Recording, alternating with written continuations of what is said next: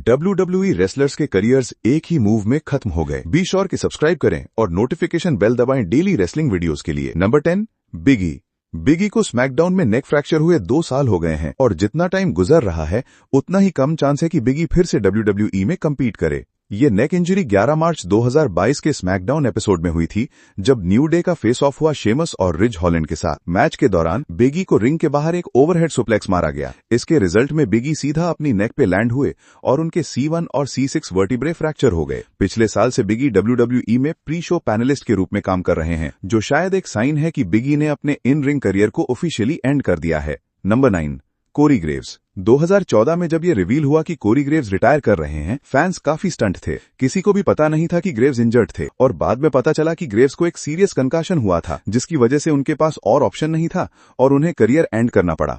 ये बिलीव किया जाता है कि ये कंकाशन NXT टीवी मैच के दौरान हुआ था, जब उनका मैच सैमी ज़ेन के साथ था। उस मैच में ग्रेव्स ने क्रॉस बॉडी लिया, लेकिन वो काफी ऑकवर्डली लैंड हुए और ऐसा लग रहा था कि उन्होंने अपनी चिन टक नहीं की। बाद में ग्रेव्स ने कमेंटेटर का रोल अडॉप्ट किया और ये रोल उनके लिए काफी सक्सेसफुल रहा। 2022 में यह भी रिवील हुआ कि ग्रेव्स मेडिकली क्लियर्ड हो गए हैं, लेकिन अभी तक उन्होंने स्क्वाड सर्कल में ड्रामेटिक रिटर्न नहीं किया है, अगर कभी करते हैं तो।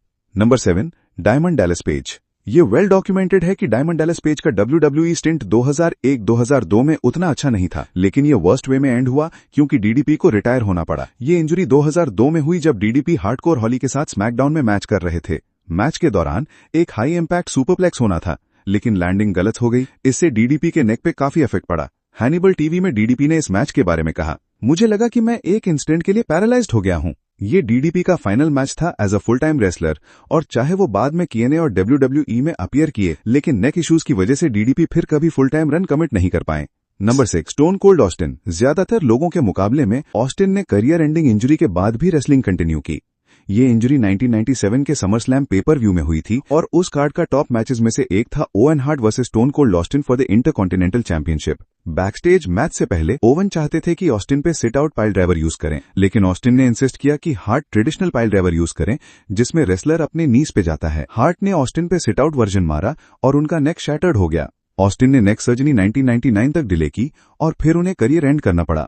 2003 में टेक्सास रैटलस्नेक ने एक फाइनल मैच किया केविन ओवंस के साथ, लेकिन उनके नेक की वजह से एक और फीचर्ड रन WWE में काफी अनलाइकली है। नंबर 6, पेज AKA सर्रेई, जो बाद में AEW में मेडिकली क्लियर्ड हुई। उन्होंने 2017 में करियर एंडिंग इंजरी सफर की। एक 6 वुमेन टैग मैच के दौरान लाइव इवेंट में पेज को साशा बैंक्स का किक लगा बैक पे और पेज तुरंत इंजरी के साथ गिर गई और अपनी नेक को ग्रैब किया। मैच स्टॉप करना पड़ा और पेज WWE में फिर कभी रेसल नहीं कर पाई। पेज ने 2018 के गिव मी स्पोर्ट इंटरव्यू में रिवील किया, मुझे साशा के खिलाफ कोई नेगेटिव फीलिंग नहीं है, ये कभी साशा का फॉल्ट नहीं था। उसने इतना बैकलैश फेस किया और रिंग में भी जब हम वहां थे, मुझे सुन के रियली अपसेट हुआ क्योंकि ये उसका फॉल्ट नहीं था। मेरे साथ ये बात है कि जो मूव में बैक पे किक लिया, मैंने ये पहले बहुत बार लिया था। मैं काफी स्टबर्न थी और सोचा कि मेरा नेक पहले जितना स्ट्रांग था उतना ही स्ट्रांग है, लेकिन अनफॉर्चुनेटली नहीं था। मैंने ये मूव कॉल किया और उसे कहा कि ये करे और उसने किया, और अनफॉर्चुनेटली मेरा नेक स्ट्रांग नहीं था और ये पूरी तरह से snap. Number 5, Tyson kid. Pro wrestling में इंजुरीज कभी भी हो सकती है। जब टाइसन किड और समोआ जो ने 2015 में एक डार्क मैच कंपीट किया, ये अनफॉर्चुनेटली किड का लास्ट एवर WWE मैच बन गया। किड को मसल बस्टर के बाद नेक इंजरी हुई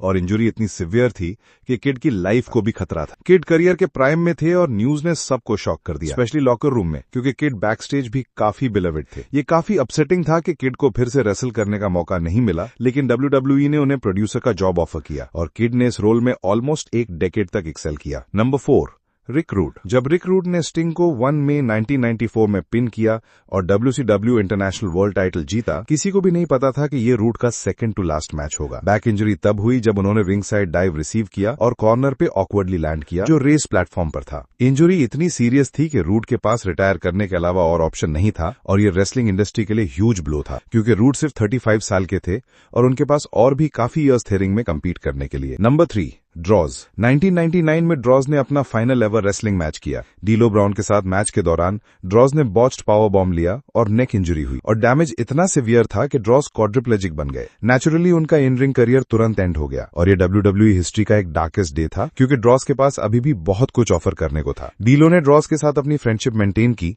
और 2014 में शूट इंटरव्यू में कहा, ड्रॉज और मैंने कई बार बात की, हमें नहीं पता क्या गलत हुआ। रिस्पेक्ट के लिए हम टेप नहीं देखते मैं कुछ मिसनॉमर्स क्लियर कर सकता हूँ। ये फैन के आइस या गार्बेज थ्रो करने से नहीं हुआ, मैं स्लिप नहीं हुआ, ये बस हुआ और वो किसी के भी साथ हो सकता था जो उस नाइट रिंग में था। ये अनफॉर्चुनेट मेरे साथ हुआ और इस वजह से एक आदमी पैरालाइज हो गया। लोग मुझसे पूछते हैं क्या ये इफेक्ट करता है? हाँ, करता है। अगर नहीं करता तो मैं ह्यूमन नहीं होता। Number 2, sting.